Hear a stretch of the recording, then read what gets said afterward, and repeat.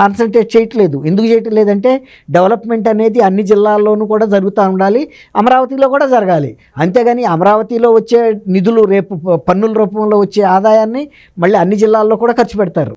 ఇట్లా ఇప్పుడు అభివృద్ధిని ఎప్పటికప్పుడు ఏ ఏ జిల్లాలకు ఏం పంపించాలి, ఆటోమొబైల్ ఎటు పంపాలి, ఎలక్ట్రానిక్ ఎటు పంపాలి, తర్వాత పోర్ట్లు ఎక్కడెక్కడ కట్టాలి. 1000 కిలోమీటర్ల సముద్ర తీరం ఉంది, అందులో ఒక మెగా పోర్ట్ కట్టాలని కూడా ఆలోచిస్తున్నారు. అట్లాంటి మెగా పోర్ట్ అంటే ప్రపంచంలో కల్లా పెద్ద ఓడలు, ఇప్పుడు వచ్చే మామూలు యావరేజ్ ఓడలు కాదు, సగటు ఓడలు కాదు, షిప్ లైనర్స్ అని ఉంటాయి.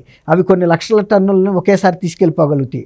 అలాంటి ఇది ఒక షిప్ యార్డ్ కట్టాలని, అది మామూలు పోర్టుల్లోకి రాలేవు ఆ షిప్లు. డీప్ సీ ఉండాలి. రెండోది ప్లాట్ఫామ్ కూడా చాలా పెద్దగా ఉండాలన్నమాట. అందువల్ల అలాంటి చేసే పని మీద ఉన్నారు వీళ్ళు. దీన్ని అడ్డం పెట్టుకుని వైఎస్ఆర్సీపీ వాళ్ళు ప్రజల్లో వ్యతిరేకత తీసుకొచ్చి ప్రాంతీయ విభేదాలు సృష్టించడానికి రాష్ట్రంలో ప్రజల డబ్బులు ఎంత తీసుకెళ్ళి అమరావతిలో పెడుతున్నారన్నారు. అమరావతిలో కొత్తగా పెట్టేది ఏమీ లేదు. దీని మూలాన ట్యాక్సులు కూడా ఏమి వేయటం లేదు, వేయాల్సిన అవసరం కూడా లేదు.